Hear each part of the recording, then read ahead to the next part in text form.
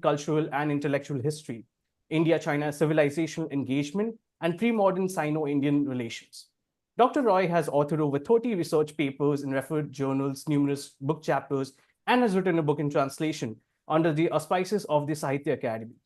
The chair for today's seminar is Dr. Madhavi Thampi, former Associate Professor, Department of East Asian Studies, University of Delhi. Dr. Thampi is an honorary fellow at the Institute of Chinese Studies and former editor of the journal China Report. Her publications include Indians in China, 1800 to 1949, which was published in 2005, Narratives of Asia from India, Japan, and China, which was co-authored with Brij Tanka in 2005, and China and the Making of Bombay, which was co-authored with Shalini Saxena in 2009. She also edited the volume India and China in the Colonial World in 2005.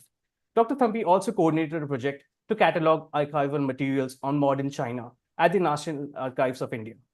Before I hand over to the chair, I would like to ask all the participants to follow a few housekeeping rules. All the participants shall be muted during the seminar. Questions may be posed in the chat box along with your name and affiliation. Alternatively, you may use your raise your hand option during the interactive session. You shall then be called upon to unmute yourself. With that, I now hand it over to the chair. Over to you, Dr. Thampi. Thank you. Thank you, Shreyansh, and welcome to everybody here. Good afternoon. I'm very happy to participate in this seminar. I've known Riti for a long time, and I've heard her speak on several occasions. And I've always come away feeling quite enlightened by what she has presented. She is a scholar, a very serious scholar, with a deep grounding in ancient pre-modern Chinese history and sinological studies. And in my opinion, she has two really qualities which I think are really essential for a good scholar and a good historian. One is that she is very familiar with her sources and she pays rigorous attention to detail. And secondly, she goes beyond and likes to think beyond the narrow confines of her subject and raises very probing and interesting questions. And that's what I think that she will be doing in today's seminar, where she's looking from her abstract. She's trying to nudge us, those of us in the China studies community here in India, nudge us out of our comfort zone and make us reflect on how we look at China, how we look at India-China and their interactions. So I won't say anything more. I leave it to Dhriti to present her case. And I look forward to a very stimulating discussion afterwards. Okay, Dhriti, over to you.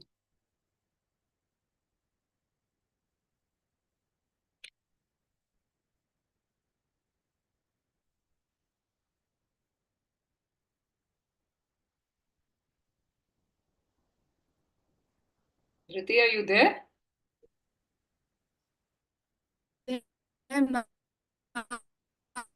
Can you hear me? Because I was probably unmuted. Yes, I can hear you. By the host. Can you hear me? Can you? Please go ahead. Right. It's such an honor, ma'am, to be here this afternoon, and a very warm good afternoon to one and all, and warm greetings from all of us here at Sikkim University.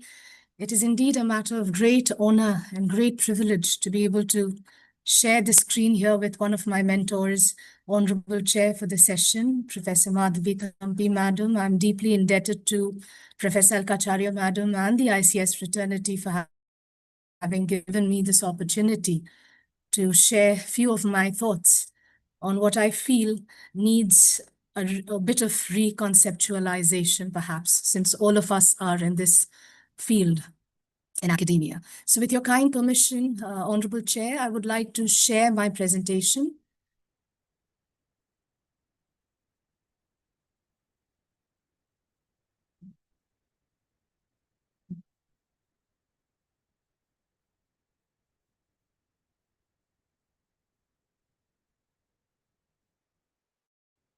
Is it visible? Is the presentation visible?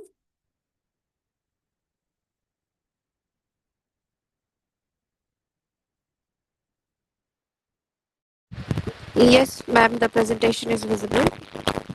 Is it visible? Yes, it's visible. All right. Yeah. Right. So with your kind permission, ma'am, I would like to invite all of you to this seminar. And the title of my talk for today is Viewing the Present in the Mirror of the Past, a search for new approaches in the study of India-China bilateral relations through history. Now, this is begin by deciphering the title of the seminar, then take you through a brief introduction to the background of the study, following which there will be a glimpse into the objective of study, identification of gaps in existing scholarship. So we'll be reading down our critical observations and findings, and finally would share a few afterthoughts with all of you. Now, beginning with deciphering the title of the presentation for today, if you have a close look at the title, few sections of it have been marked in red. Now, these are the actual points of critical inquiry which have troubled me, perplexed me, and have made me think over these areas which seem to be a little puzzling.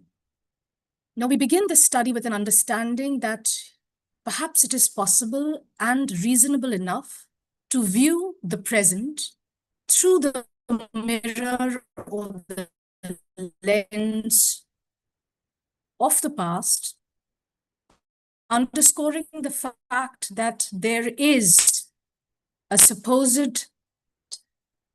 fine line, a fine thread of continuity, and perhaps the present can be studied not in isolation, but rather as a continuum with its immediate and distant past. Now, coming to the second section of the title, it reads A Search for New Approaches, which means we are here trying to explore.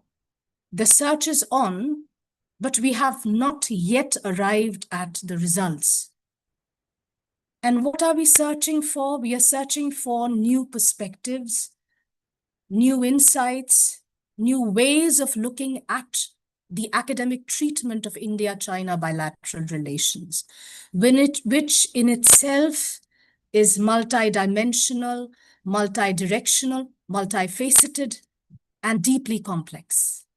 And we are attempting this through history, not just the narrow confines of history as an academic discipline, but all those interdisciplinary methods and approaches that go into enriching this discipline and taking us beyond its fixed parameters.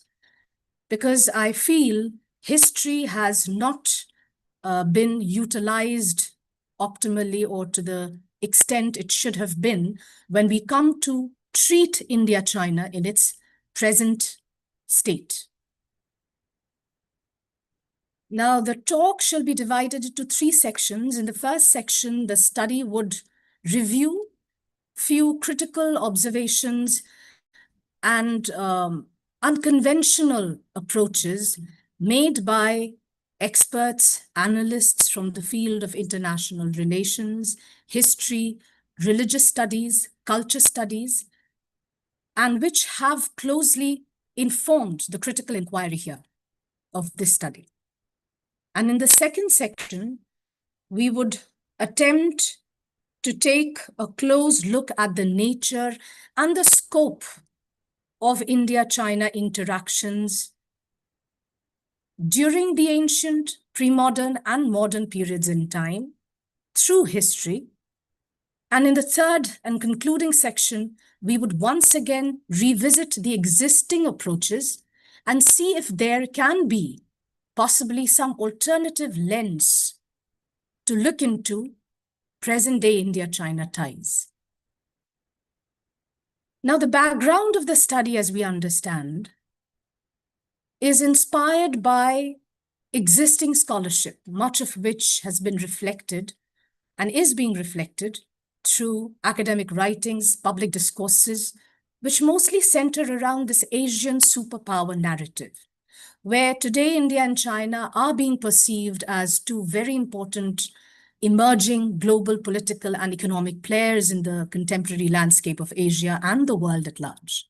And China watchers today are deeply engaged in meticulously mapping the nature of India-China future bilateral engagements, deliberating whether it would be one of contestation or cooperation or both. Now, given this backdrop, I would like to share with you a few observations of Professor Tan Sen in his work, Methods in India-China Studies, where he cites the editors of the recent Routledge Handbook of China-India Relations, and they state that the relationship between China and India is widely regarded as one of the central pivots of world politics. While China-US relations will be determinative of global security, global governance, and even global prosperity, the interactions between the two Asian giants could well become the second most consequential bilateral relationship in international politics, at how these, India-China bilateral ties evolve over time. Now, the main proposition of the study here is, given this existing linear approach to view India-China relations only as giants, emerging giants, political players, economic players, perhaps this existing linear approach is a bit deficient. We need to look a little back into history and then try to understand how these evolved over time to become what they are today. Therefore, while acknowledging the need to delve deep into the study and understanding of India-China contemporary relations, I feel as a student of history, it's also necessary to sit back, revisit, reevaluate, and perhaps reconceptualize the research methods and tools, approaches and perspectives that have so far and are at present being employed in comprehending and predicting the nature of the extremely complex India-China relations. From here emerges the objective of the study here, that the seminar today seeks to interrogate the efficacy of the existing Westphalian theoretical model, which serves as the dominant frame for the study of international relations in general and interstate relations in particular, and to examine whether this is the only model appropriate enough to study India-China contemporary ties, and whether it does full justice, if at all, to the academic treatment of bilateral relations of non-Western polities like India and China, which have had deep, grounded historical connections. And finally, to seek and explore alternative research methods, tools, approaches, perspectives, if at all available, which would perhaps help better accommodate issues of concern that relate to the study of contemporary India-China relations. Now, before we proceed, we need to take a close look at the points of caution. Now, India and China are two of the oldest living civilizations, which are in continuity. And therefore, there is a strong thread of continuity for both of these between their present and their immediate past and distant past. That means when we are studying India-China relations in the contemporary context, post-independence, post-liberation, we have to keep in mind that these don't emerge as newborn nation states out of vacuum, but rather they evolved.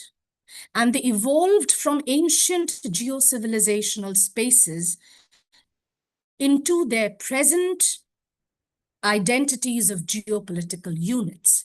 But they do carry a strong legacy of their own past and the past of connected histories. So these cannot be treated, therefore, as consolidated, unified, homogeneous spaces only.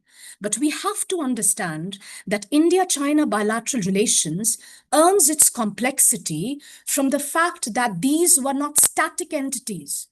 these have been dynamic in their evolution to themselves, to each other, and to the global context. So therefore, this fast-changing, ever-evolving two entities are being studied against each other, which possess very diverse, very different socio-cultural, political contexts for their own. So given this point, these few points of caution, we now come to the gaps that have existed, I feel, in academic scholarship, where serious academic attention has been paid to individual events, incidents, and issues related to politics, related to economy, whether it be standalone Indian economy, a study of Indian economic trends, political trends, Chinese economic trends, tendencies, their forms of connecting with each other. But these have been treated as individual standalone events, studied in isolation to their immediate backdrop. So therefore, there is a kind of a feeling that these have been treated as highly insulated, compartmentalized units, and have also been investigated through the limited, strict confines of a particular discipline. The approach we find is linear, while the patterns, the configurations, the tendencies which are ever evolving have rarely been mapped. And also the historical depth in analytical study as to understand the whys and wherefores of things that are happening in India, in China, and between them against the global context is somehow found to be deficient, sidestepped. Now, as I already mentioned, that this study, I'm not a student of international, very unconventional approaches and critical observations made by few experts from the field of international relations, culture studies, history, have drawn my attention and have been the inspirational force behind this paper, behind this study. One of them is Judith Ann Tickner, an Anglo-American feminist international relations theorist, who in one of her most representative works, You Just Don't Understand, Troubled Engagements Between Feminists and IR Theorists, in that particular work, she puts an urgent call for the need to understand that contemporary feminist perspectives are important approaches which are mostly sidelined, considered misfit within the conventional approach that we see in IR theorizing, when it comes to dealing with the particular concept of security. And while talking about that at length, she draws our attention, which helps me as a student of history to understand how did this international relations as a discipline emerge, and what were the crucial points that have been highlighted. Now, prior to 1914, international relations, Tickner says, had largely been the concern of professional practitioners. But with World War I and the devastation caused by it, there was a need to look for new methods that would perhaps avert the inevitable international wars. And again, with World War II, she writes in 1939, the discipline of IR drew into its domain realist scholars and practitioners who supported the emergence of detached objective elites, as against the former uninformed citizens, to conduct the study of international affairs. So there was a tendency to view the world as a domain of power politics, where states work towards their self-interest. Given this understanding, she further says that the Westphalian theoretical model has served as the dominant frame through which conventional discipline of IR perceives and predicts international affairs. And in this case, under this theoretical model and conceptual framework, conflict is regarded as inevitable in international affairs. That security is a concept which is central to the discipline of IR. That states fight over borders to ensure sovereignty. And the best way to prepare and ensure for the security of states is to prepare for war. and that there are ontologies and epistemologies that are different from those that inform the conventional approaches and methodologies employed in the discipline of IR, which are often considered misfit and therefore not paid attention to. And it is state-centric structural approaches which are employed for IR theorizing. Coming to the second research analyst, Professor L.H.M. Ling, she talks about in her book, The Tao of World Politics Towards Post-Westphalian Worldist International Relations. She comes to explain how the Westphalian world overlooks all other sources of power, focusing mostly upon that of the state and overlooking those that are non-state, transnational, and other social forces. And under the Westphalian system, she says we tend to lose sight of what otherwise the holistic human experience and insight could put forth.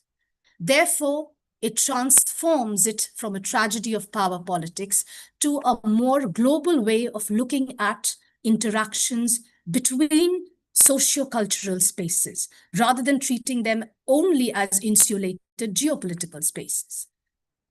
Under the Westphalian model, L.H.M. Ling also points out that sovereign nation states are in a situation, in a state of ceaseless strife and competition. And therefore, she calls for a post-Westphalian, if possible, and post-colonial approach to the study of non-Western polities. So from here, the first research question of the study emerges. That is then India-China contemporary ties and present-day engagement only about caution, conflict, mistrust, suspicion? Is it only about security concerns between our modern nation states, sovereignty issues? Is it only about competition or war preparedness? Now, leaving it there, we further come to the second line of unconventional approaches, again, one of them put forth by L.H.M. Ling, where she introduces the concept of worldism, which perceive contemporary geopolitical spaces as conglomeration of multiple worlds. That means not a homogeneous unit, but a conglomeration of multiple worlds with their unique identities, distinctive identities within a designated territory, bound within a complex matrix, which is in constant flux. Also, Professor Mahendra P. Lama, in one of his articles, Rethinking Security, Borders and Security, India-China, there he mentions that peripheries, borderlands are as important as the center, and perhaps their role in human interactions have so far been neglected in the study of the evolution of the state. So he brings out a very interesting observation where he says borders are not to be perceived as fixed, nor as rigid, nor as singular structures, but rather as flexible capillaries. Moving on to Professor Baladas Ghoshal in one of his keynote addresses, he mentions this new concept of introducing geo-civilisational approach as a tool of analysis for international relations, where he makes a clear distinction between the existing approaches of geostrategic and geoeconomic, and introduces that perhaps the geo-civilisational approach could be employed to the study of countries which have otherwise been culturally, geographically, and civilizationally close to each other. Prasenjit Dwara, in his work, The Art of Convergent Comparison, talks about this interesting concept of global circulatory processes, which have been deployed, controlled, regulated by societies, and not just through a top-down, singular, linear approach. That means societies have interacted in response and in reaction to global circulatory processes, and he introduces the dual frame of understanding particularity and generality.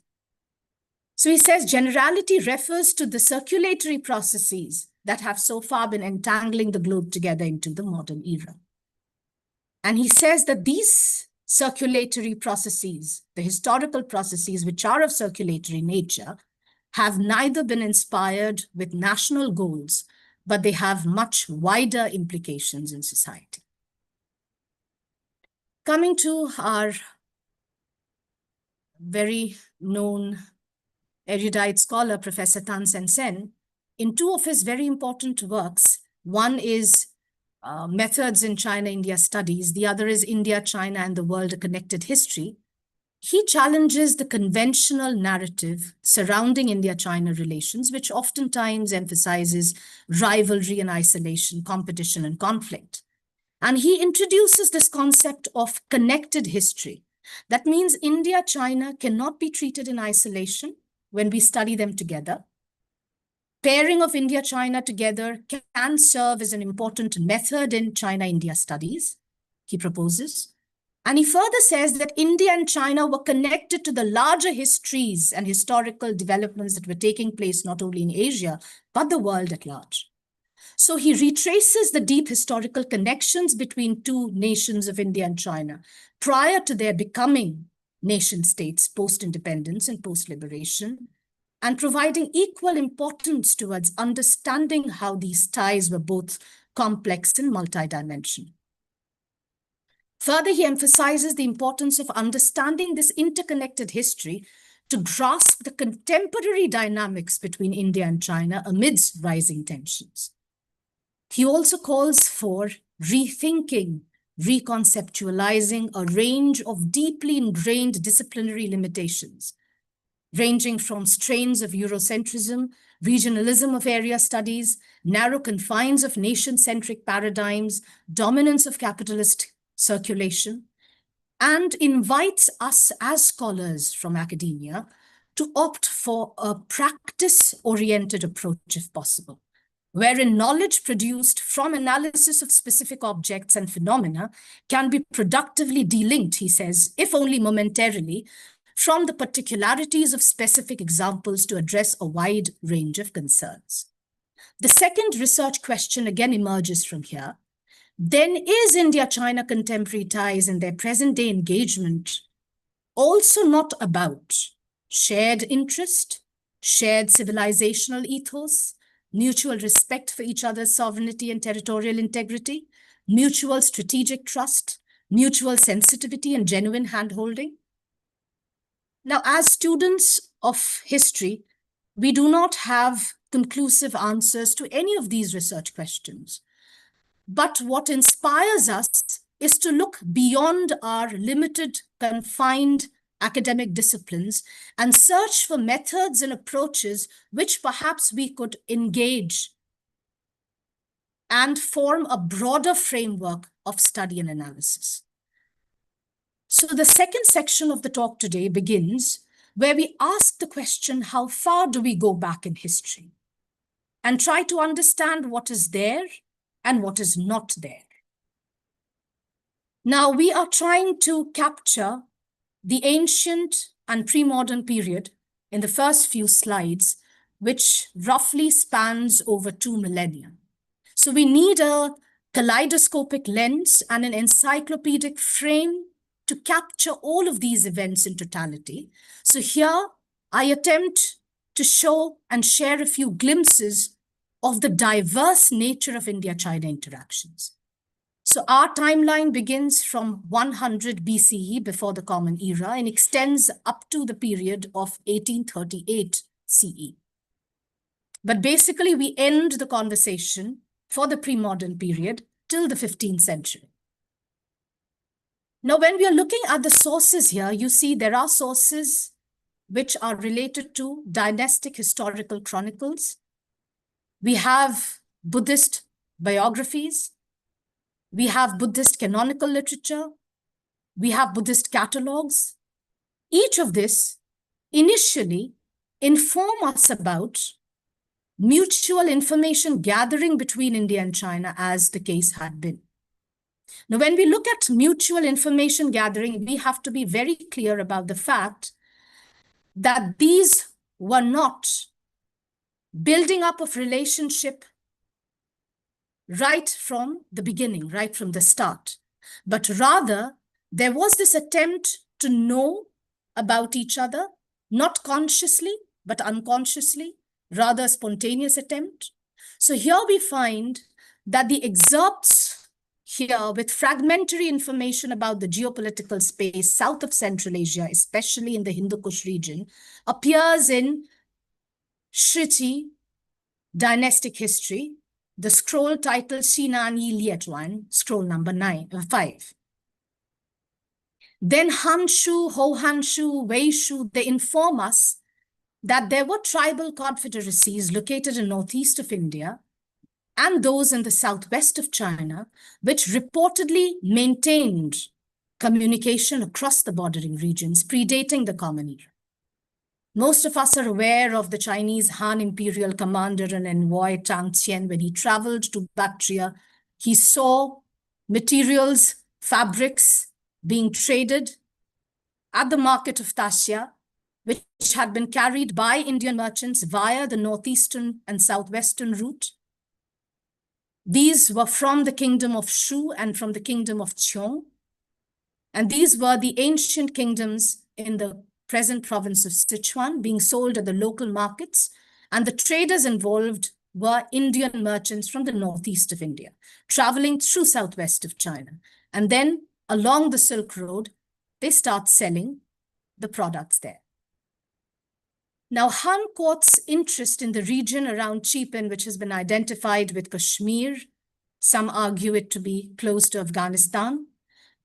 Their information about those regions, especially related to the flora, fauna, topography, social customs, were written down in Hanshu and Ho Hanshu as fragmentary excerpts. That there were constant communication between the tribes of the northern and northeastern part of India with the Man tribes of southwest China.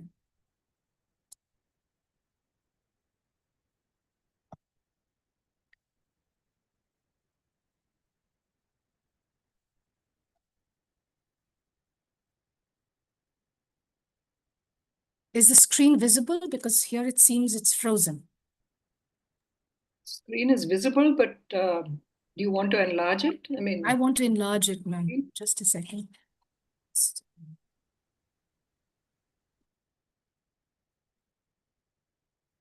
Is it better, ma'am?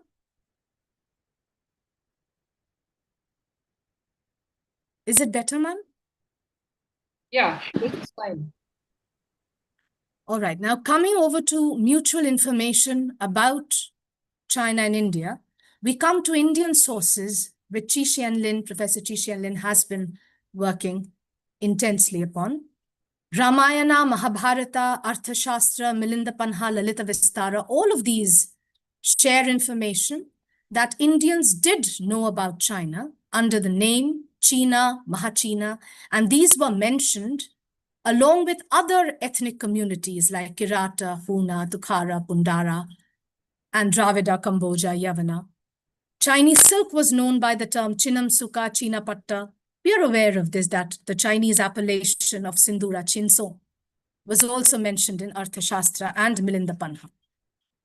We are aware that the Silk Road and the intermediary zones that were dotting the northern and the southern overland silk routes and the overseas silk routes were actually not just trading networks, but these served as networks for the dissemination of knowledge, culture, social beliefs,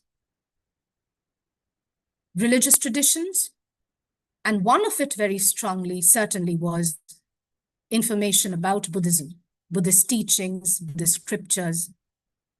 It's interesting to know that the Central Asian oasis kingdoms located formerly in Chinese Turkestan around the Xinjiang province, kingdoms like Khotan, Karashahar, Tashqarghan, Nia, Lolan, these had very strong influences of Sanskrit language and Sanskrit Buddhist texts. So Fan Yu is what is mentioned in the travelogues of Chinese pilgrim monk scholars, Xuanzang, Faxian, I Ching. They mention that Fan Yu and Fan Shu were very much in use in these Central Asian oasis kingdoms. Along with Buddhism, were disseminated information, knowledge, stories. So Indian folklores, folk tales, mythological tales also traveled along these Silk Road. Silk Road was not a continuous pathway, but it was rather a crisscross network of several pathways and avenues. There was extensive trade in Buddhist relics, reliquaries, veneration items, mutual travel of monks from the Indian side to China, Chinese pilgrims visiting India, intermediary states of Central Asia playing a very prominent role in bringing knowledge together. So today is just not a knowledge world. There existed a cosmopolitan knowledge world around the 1st, 2nd, 3rd, 4th, 5th centuries of the Common Era. If we take pride in saying that the world has come together, if we take pride in saying that we are more globalized and cosmopolitan now, then we have to wait and think and read through these writings where there is a sense of openness, receptivity, acceptance, tolerance of the other's cultural elements, of the other's religious elements. These are a few photographs from the British Museum and also from the Tunhuang UNESCO World Heritage Site of the Mokau Caves, where we see the vibrant cultural exchange with Tunhuang in Gansu province once stood witness to. Now, talking about India-China political and diplomatic interactions, this also happened. It was not just Buddhist connections or interconnectivity. We see around 428 CE, Chinese Emperor Wen of Song, Li Yilong, reign period between 424 and 453, is known to have received letters of credence from Chandrapriya, king of Kapilavastu. Now, the scale, the nature, the scope of interactions has not been elaborated upon. So as students of history, we really cannot rewrite the entire history. But what needs to draw our attention is the fact that rulers at individual levels, at the individual courts, were connected to each other. When we look at 502 CE, we have Chinese Emperor Wu of Liang reportedly receiving and sending an official letter to a certain Gupta king. The name is not mentioned. We look at Wei Shu, official dynastic history of the Wei dynasty, which says there were regular correspondence being held between southern dynasties of China and the kingdoms in southern India. And that during the northern Wei period, there were almost 27 times merchant travel between India and China. There were envoys traveling between these two ancient civilizational spaces. We are aware that Xuanzang, who is revered as one of the most erudite, distinguished scholar monks of China, having visited India, stayed back at Nalanda Mahavihara, studied there Indian grammar, logic, mathematics, Buddhism, especially the Yogacara school of philosophy. He was an equally important diplomat who played a very important role in bringing together political contact between King Harshavardhan of India, of Kannauj, and Emperor Taizong of China during the Tang dynasty. And there were almost 6 very important diplomatic missions and envoys exchanged during this period. Brahmana guests, they would call them polwoman, they were escorted, brought to the royal court of China, escorted back with presents. There was exchange of technology in sugar making, Buddhist monks, missionaries being involved in the process. In the field of astronomy, astronomical studies, mathematics, astrology, there was exchange of ideas, as has been informed by Professor Chi Xian Lin extensively, where he says 28 nakshatras in Sanskrit were matched with 28 stars in the Chinese astronomical studies. The only difference was the order of the nakshatras in Sanskrit was different from the order as available in Chinese. In the field of medicine, we find there was collaboration. Yu Fa Khai, a follower of Buddhist master, did use Jivaka's ideas, concepts, to develop traditional Chinese medicinal practices by incorporating knowledge from Indian Ayurveda. Tao Hongqing was also one of those very reputed workers on medicine, scholars on medicine, who incorporated Indian theories in his work. Indian architectural influence was pronounced. All of this has been very beautifully compiled in the Encyclopedia of India-China Relations, the 2 volumes. As I said, this is an encyclopedic canvas. It cannot hold. But what we are trying to say is that right from the propagation, circulation of Indian Buddhist Mahayana texts, teachings, the concept of karma, retribution, purgatory influences, construction of monasteries, architecture, painting, mathematics, drama, the evolution of the concept of Tsumu alphabets in Chinese, because the Sanskrit sutras had to be actually read aloud. They had to be recited, they had to be chanted, and Chinese language was not apt to do that. So the evolution of Tsumu, ghost stories called Chikwai, transformation text called Pianwen, everything was, so we can understand the level, the scope, the scale of interactions. There was no conflict, apparently. There was no worries about the other trying to dominate and perhaps overlook the right of sovereignty over a certain territory.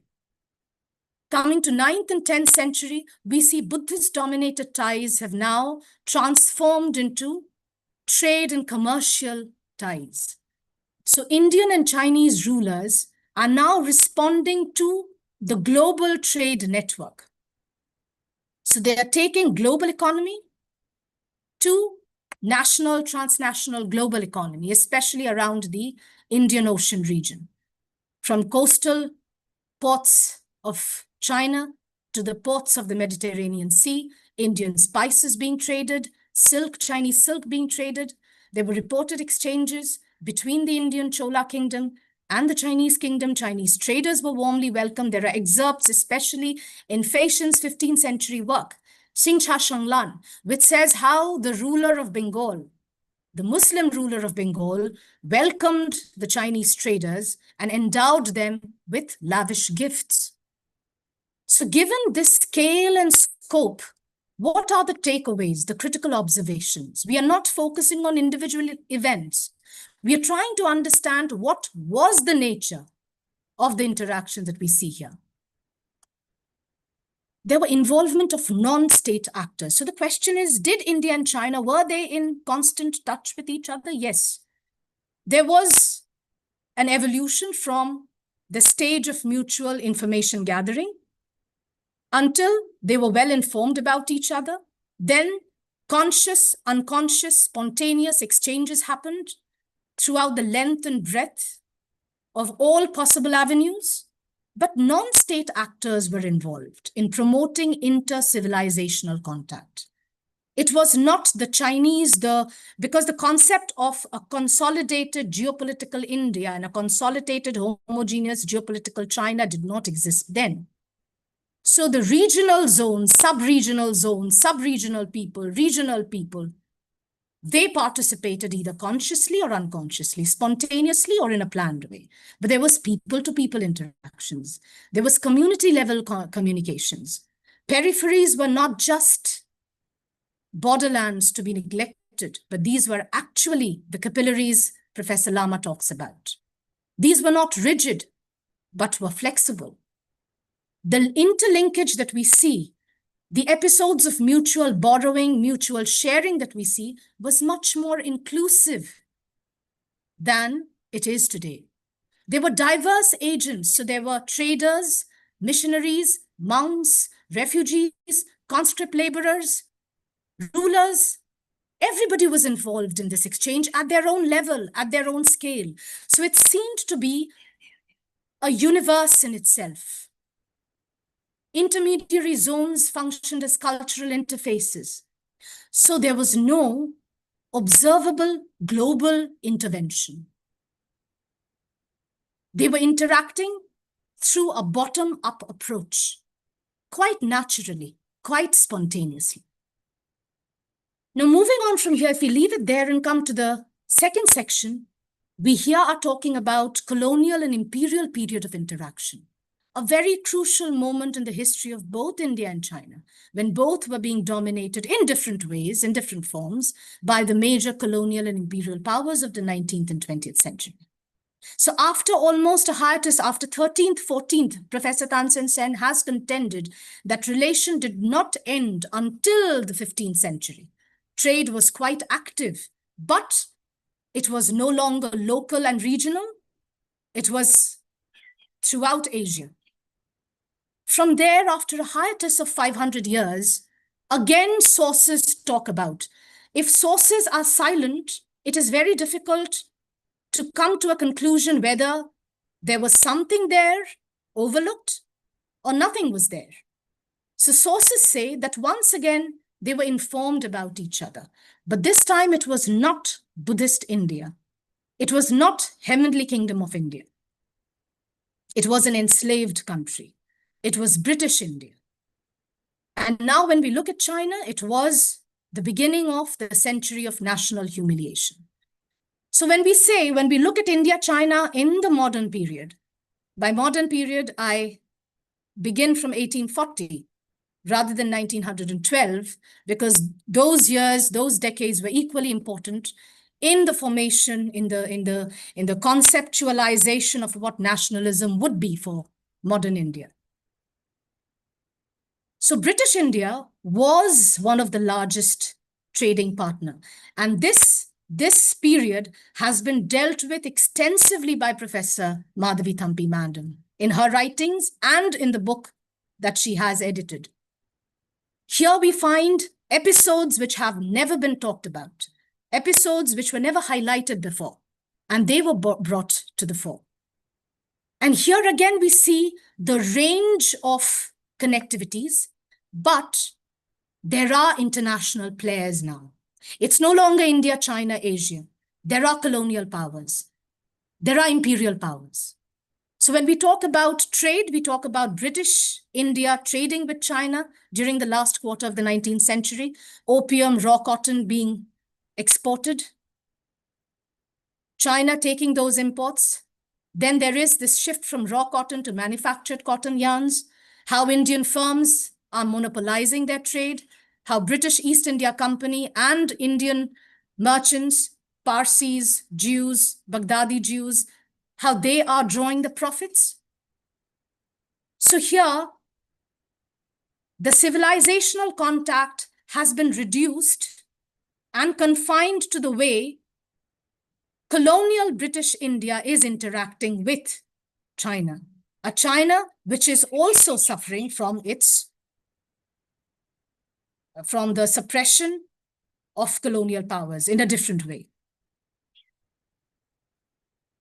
We have seen chapters dedicated to how the overseas Indian communities in China comprised of policemen, sepoys, mostly in the British security services, how the first Chinese settler, probably a sailor, had come into the Indian port of Calcutta during the time of Warren Hastings, how a community of Chinese then followed, comprising carpenters, shoemakers, tanners, and then at Ahiri Tola, Kasai Tola, Baro Bazar, you see settlements of Chinese people, mostly fleeing the exploitation of imperialist powers, domestic feudal powers, and in the wake of the Taiping Rebellion around the 19th century.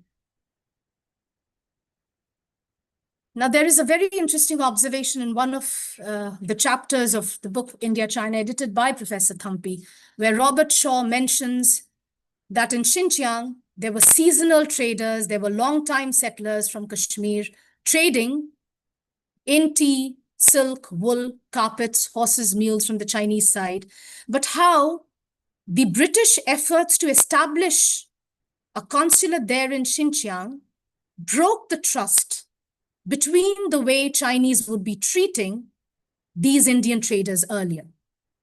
So what we're trying to say is that the mutual trust is shaken by a third party. The mutual trust between the Indians and the Chinese is being shaken by a third party, the British presence in Xinjiang.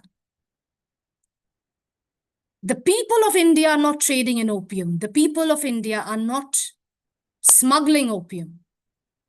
The Indian companies are now functioning as compradors, but the Indian people are not aware of what is going on at a scale unprecedented.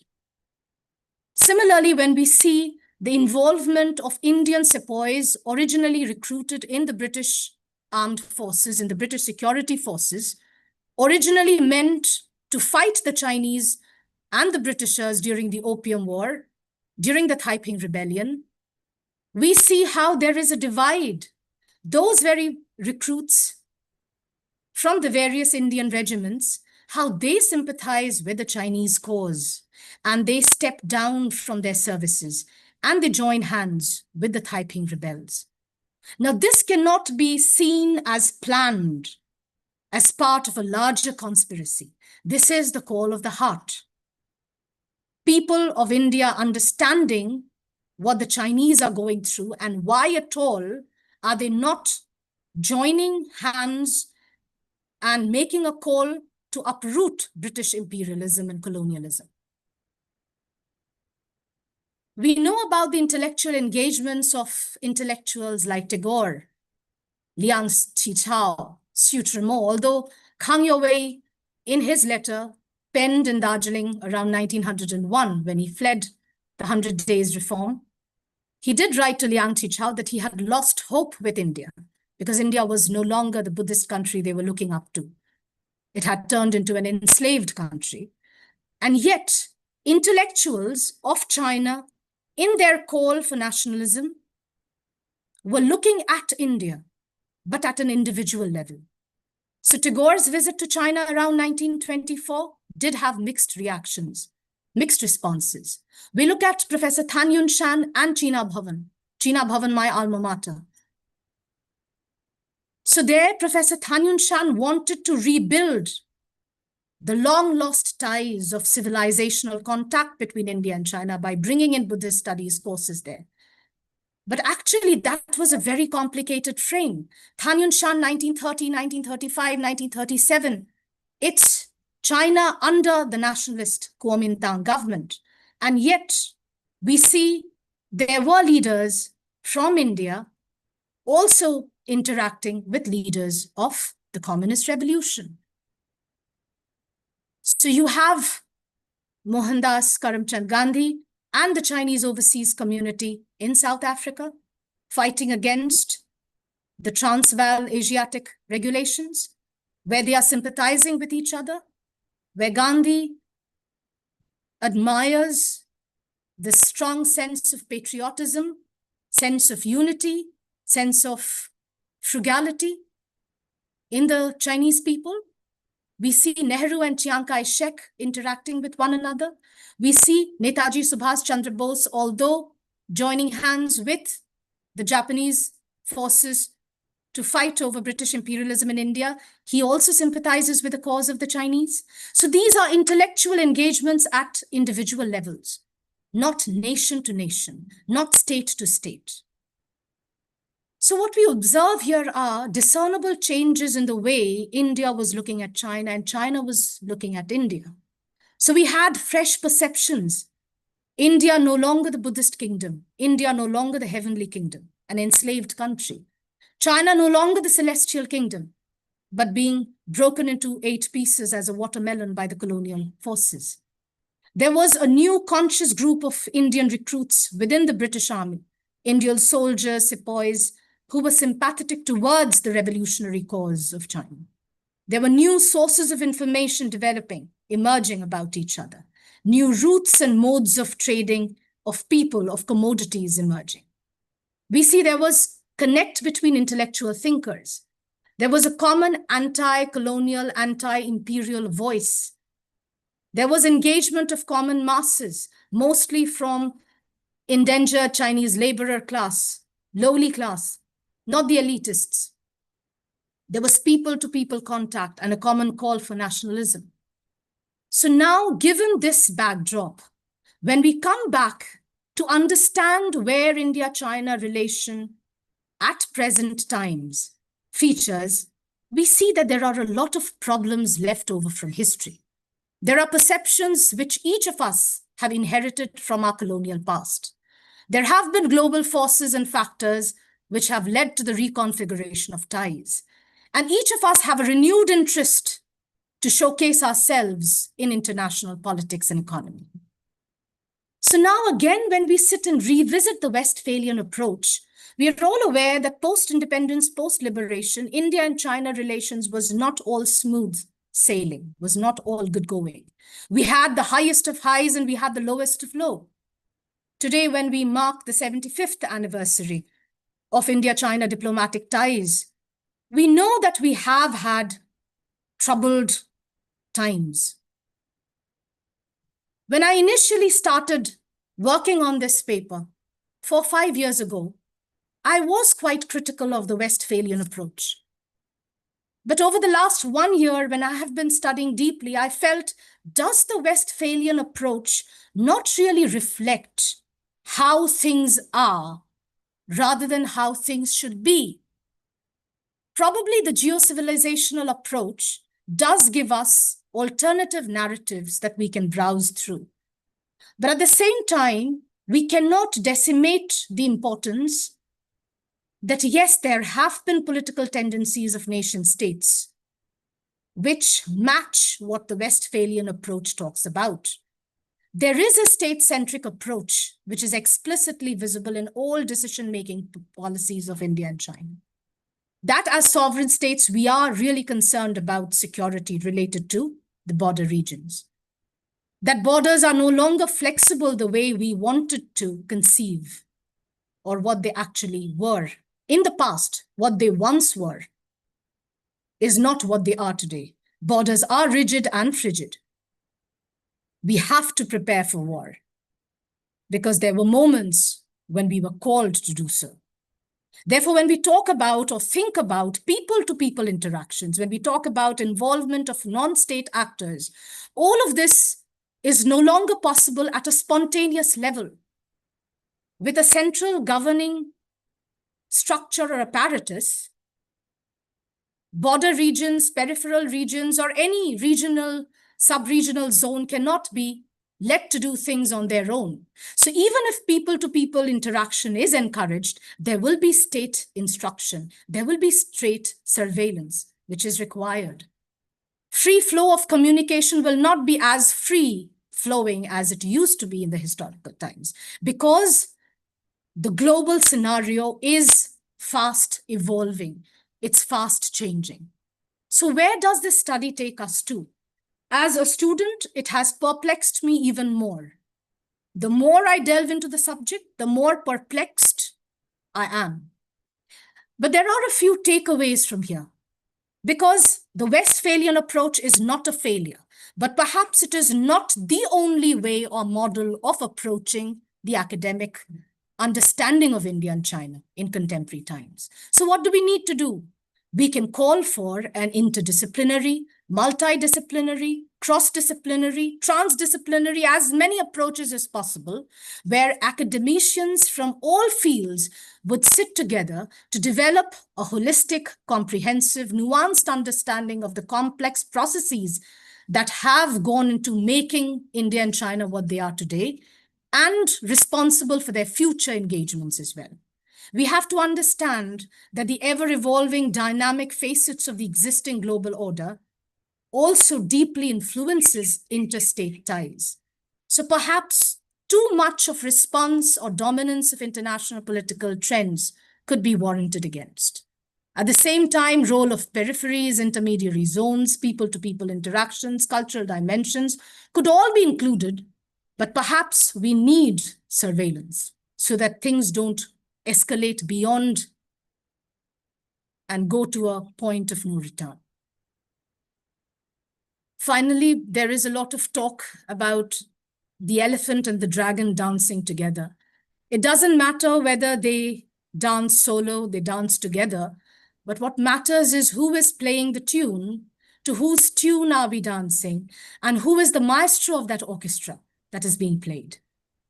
With that note, and with limited understanding of whatever I've been able to gather out of all these years of study, I would like to hand over the mic to Honorable Chair, Madhavi Thampi Madam, and thank you so much all for your patient hearing. Thank you so much. Thank you, Dhriti. You have really given us a panoramic survey. I mean, I really didn't think it would be possible in 40 minutes to present what you have done, showing the complexity, the many layers, and the continuity of India-China engagement. This is really, and you have presented it very lucidly and articulately. I took away three things from the survey part of your presentation, which is one is the importance of non-state actors, what today we call non-state actors, in the engagement between India and China over the centuries.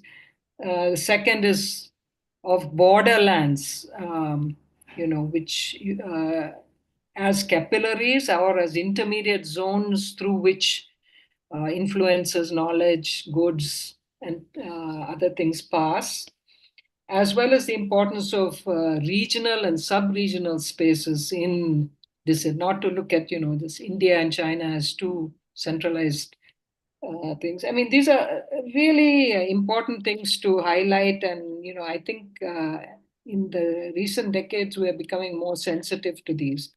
At the same time, the really important part, I think, of today's talk is that you've really thrown the gauntlet down to challenge all all of us. And I would say particularly those specializing in IR, asking why, when this has been the history of the engagement between the two regions, why this is not taken into account when we discuss the future of India-China relations or even the present of India-China relations. Why is this seen as put in one box and doesn't seem to influence the way we look at India-China relations? So I really hope, since there are bound to be several people here who are specialists, IR specialists or practitioners, I would like to hear their response to you and the kind of questions you have raised.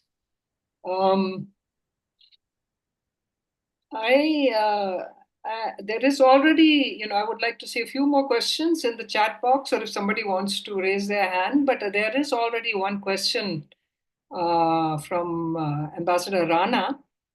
Ambassador Rana, would you like to speak directly? Or would you? I think it would be good if you could present your question directly here.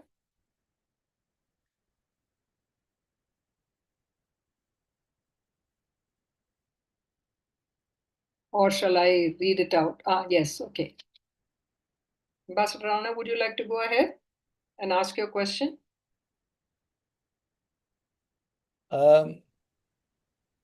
Look, I really didn't want to be put on the spot, but I put a simple question to Professor Roy. Have you considered Kautya's writings on relations between states, kingdoms? Should not IR scholars keep that in view besides their study of Western thinking? I do honestly feel that we sometimes tend to overlook our own heritage. Thank you very much. Niti, would you like to answer that? Thank you so much, Ambassador Rana, sir, for drawing attention to that very important work. No, sir, I should admit I have not looked into Cautelia's writings. And as you say, as you mentioned very rightly, this would showcase our perspective, India's perspective, an Indian policymaker and strategist perspective of looking at interstate relations. I will certainly go back and do a study of this, sir. Thank you so much for drawing my attention to this and the attention of other scholars also. Certainly, sir. Thank you so much. I think there's a question from Rapai. Rapai, would you like to come pose your question?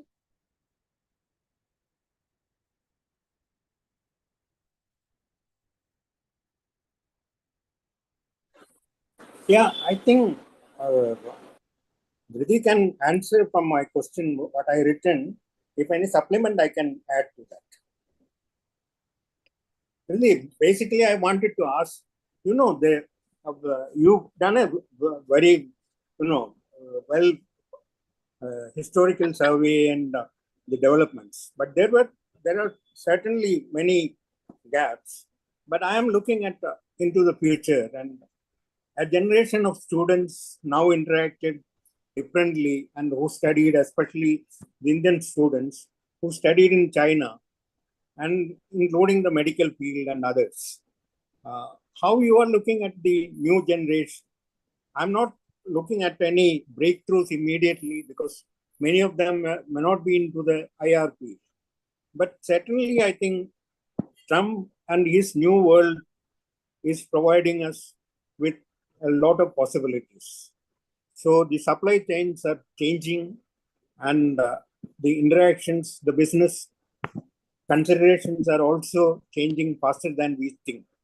So where you look at the historical background you've given, where you look at the future. Thank you. Thank you, Professor Rapai, sir. Thank you so much for that question. Sir, I'm very hopeful that if there is conversation between disciplines and also in academia and taking it beyond academia, as you mentioned, the business ties are changing, the nature of business engagement are changing. We are talking about the field of medicine, we are talking about the field of science and technology. In all of this, I feel if we can relax the periphery, the strict, stringent periphery that stops us from interacting, that prevents us from going into conversations with each other, if that wall could be broken, which I see is very much possible with the present generation. And also I feel I should not only include the present generation. I feel scholars of this and the previous generation are also very much willing to erase the fixed disciplinary borders, the disciplinary borders of academia, and be in conversation with each other. Because conversation would make us think.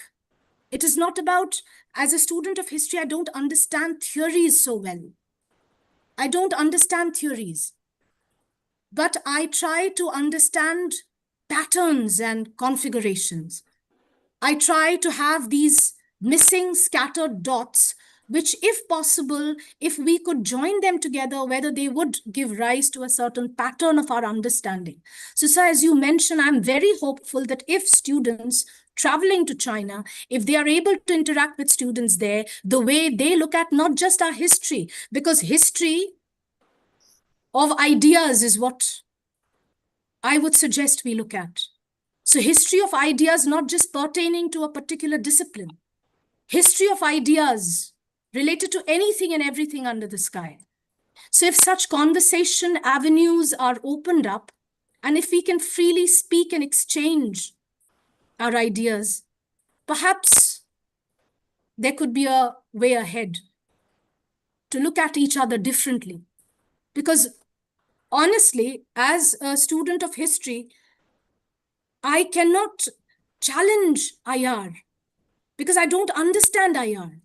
So standing in one spectrum, I'm looking at the other and trying to understand. So imagine an astronaut standing on the moon and looking at the Earth would be very different from the way a person who is looking at the Earth standing on the Earth. So I understand nothing of IR, but I'm trying to make sense. And in that, as I mentioned, and I honestly admitted that I'm always left more perplexed than before. And there is no way forward. The only way forward, I feel, is more of interactions, conversations beyond disciplines, beyond academia, amongst all generations, not this generation, not that generation, amongst people. Perhaps that could be the answer, sir. I mean, that is my limited understanding of it. But this is how I look at it. You raised a lot of points, and I agree with. But only I was mentioning that a tool which was not available to our generation, because now you have internet, you have so many other avenues. WhatsApp gives an immense possibilities. Right. I think I was mentioning that as you and other people who are teaching now. I am not looking at the discipline as its own limitation. That apart, I think I am at least hopeful at one level. Yes, sir. Hope there will be better understanding or interaction. There will be nation state. There will be security barricades and barriers. They are not going to go immediately.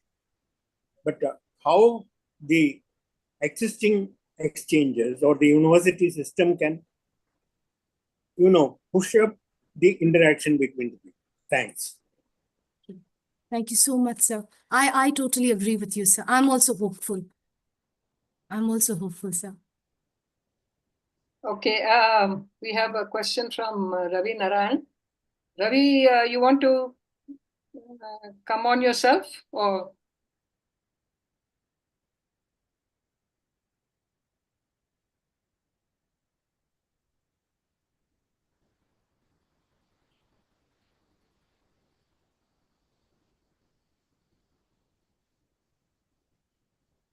Ravi, are you there? Should I read out your question? Maybe I'll just read out his question and Riti, you can answer it. He says, he congratulates you for the presentation and says, yes, the Westphalia Treaty needs to be less highlighted. After all, in history, didn't extreme colonialism start after this treaty was signed by the warring pre-state monarchies? Okay, like, do you want to respond? Or Ravi, would you like to? Yeah, thank you very much, Professor Narayan. The point is, as I say, I see there is more of war now with very educated professionals at the helms of states. There is more misunderstanding. There is more intolerance, as you have pointed out. When theories were not there the way they are today, when concepts were not there was an uninterrupted flow probably between regional spaces. Not that it will always be the same, because states have evolved. The scenario has changed. It cannot be the same context against which we speak. But I agree with you, sir. I don't understand Westphalian system so much as you do as an IR expert. But what I understand is there is more of war than peace. With all international organizations in place, with everybody doing what is due to them. And yet there is so much of war. Yet there is so much of, least concern about genuine human issues. Why can't we rise above the immediate political trigger points? And why can't we look at humanity at large?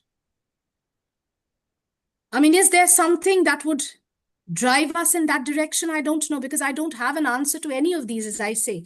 The more I study, I go back more perplexed. I keep the notes away, but there's something that again forces me to relook into those notes and try to look for avenues, because methods, concepts, frameworks, Do they work at all?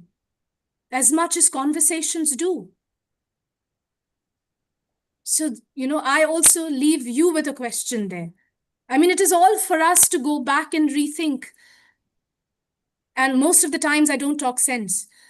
So it's utter confusion, and it's very, very complex and perplexing at times. So, but thank you so much for your comments there. Priti, I have a question which is really more to do with your discussion of the ancient, in the ancient period, the attempts to understand and know each other. Would you feel that there was a similar attempt from the side of Indians to understand China as there was the other way around? Because if you look at the sources which you have shown, overwhelmingly, I mean, we rely on the Chinese sources. And of course, you mentioned that there are, mentions of China or China in various forms, in various Indian works. But would you equate? I mean, I've always wondered about this myself. It seemed to me always that the interest to find out was more from their side than our side. But maybe I'm wrong. And I know you know the sources much better than I do on this. Mom, I'm equally bad with Indian sources. I'm equally bad with Indian sources, as Ambassador Rana sir pointed out. Why not, as Indians, we look at our Indian sources, and Kautilya's work would be the point of departure for all of us. That is one. But I have not come across sources pertaining to the ancient period. But as a child, I remember we would have a lot of storybooks on the modern period, the colonial period. We came across fairy tale books and those folk tales where there would be a landlord, a Chinese, a story of a land. The Magic Brush, Ma Liang, was my first book I was introduced to during my birthday. We had a national book agency close to our place, and there would be lots of Russian folk tales and Chinese folk tales, and we would bring them. So that was when, through literature, we were introduced at a very young age to concepts, not concepts, but what the Chinese people were going through under colonial rule, under domestic feudalism, how the magic brush of Ma Liang helped him to win over these, the dual evils of imperial colonialism and then the domestic feudalism. So we never understood. We read them as storybooks. By the time we grew up and came to study, we understood that actually these were stories belonging to the modern period when China was struggling for its own identity, when it was trying to define its own identity, going beyond Confucianism. So I did not find sources in the Indian archives, but Professor Tan Sen, I'm sure he will dig up something from somewhere. He will come up with sources, in a few of his recent scholarships, but I'm not aware of them because I felt the Indians have, even if they did know about each other, even if they did bother about what was going on in China, even during the ancient period, they did not meticulously record them. So without evidences, historians are storytellers, but storytellers who have evidences in their hands.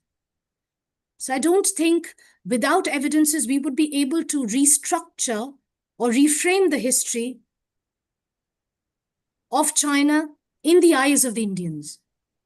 Apart from the pilgrims, the writings in the modern period, you had Indian travelers traveling who were writing about China in their memoirs, but those were all of the modern period. In ancient times, madam, I have not come across any such writings or any such sources that I can, discuss in my work. Okay, thank you, Triti. Shreyansh, do we have more time? Are we near the end of our... Ma'am, there's still a question from Dr. Usha Chandan. Would you like me to speak? Yes. Is it there? Okay. Yes, ma'am. Okay, please read it out, Priyansh. Yes, ma'am. Yes, ma'am. There it is. Yeah, okay. Please Yeah. read it out anyway. Yes, ma'am. Firstly, she thanks Dhriti ma'am for the presentation. You have indeed given more voice and power to alternate methodologies. Do you think including non-state actors in playing a larger role in Indo-China relations would help avoid conflicts or deal with conflicts in a better way? Since currently conflicts have become the biggest obstacle for exchange among non-state actors. Thank you very much, Professor Usha Madam, for the question. Even I don't have an answer to that, because when we talk about non-state actors' engagement in present times, we cannot overlook the immediate, the geopolitical international context against which this is possibly going to happen. Yes, involvement of non-state actors are important. These channels have to be opened. They have to be given a chance to play a larger role. But without surveillance of the state, without a conscious attempt, so when we are making, if you look at the difference, it is very much like two people are in a bad marriage and they are trying to make the marriage work. It is very different from, despite conflicts and confrontations in our older generations, people lived together. They did have periods of, the low periods, they had their highs and lows. But they did not consciously make anything work. So when here also you talk about non-state actors being involved, can they be given that free rein of doing it independently without a constant check and balance or without a constant surveillance? That is something which I am also concerned about. So here it seems we are trying to make things, it's all customized, and it's also, it's also planned, pre-planned. So we're saying, please let us have community exchanges, let us have people-to-people interchange, let us have cultural exchanges, but that has already been scripted, which is different from the way things were when we did not have such a complex international context against which India and China were operating. They were dynamic, they were evolving, but the complexity in the background was not so intense as it is today. So Dr. Chandran, I would also, I believe, yes, voices of the non-state actors are important, but will they be given a free rein to speak their minds, and would that be justifiable enough? Because if we do not define the territory, then it might spill over. And then we have to be ready for the consequences. So I, as a historian, I'm not supposed to predict the future. For me, as a student of history, I just look at the past. I dig deep, like an archaeologist would do, and look at fragmentary information here and there and join the dots, which sometimes make sense, but most of the times they don't make sense, because it's very difficult to make a prediction for the future. So Dr. Chandran, I indeed think, as you say, there has to be more voice, but it cannot be, without a check and a balance. That is my response to your question, ma'am. No, I think that today, the last 20 years, so not right now, today, at this, two of the real examples of, non-scripted people-to-people exchanges are, the flood of smaller Indian businessmen making their way to Chinese towns and, retail centers, buying goods, bringing them, doing business with China, and the flood of Indian students going to China. I've always wondered why this is not of more interest to our scholars who are specializing in modern or contemporary India-China relations, because literally we are talking here of thousands. We're not talking of just a handful or a few people, and of course, we know that after COVID and, then the latest round of hostilities, there has been a problem with visas and going back and all that. But really, without, formal, saying, calling this people to people exchanges and things, you have this kind of thing happening. People just going, getting on the plane, putting the money and going there and doing business, studying. And so I think these are things, that need to be looked at more, factored in more, to understand, the motivations, understand what kind of impact it, if at all, it has on uh, Indians' perceptions of China and Chinese, which otherwise you don't come across. So anyway, this is just my feeling, something I've always wondered. Why there are couple of notable exceptions. Ramaparu and Madhurima Nandi have studied students in studying. I mean, they have gone for medical education, and then there are people outside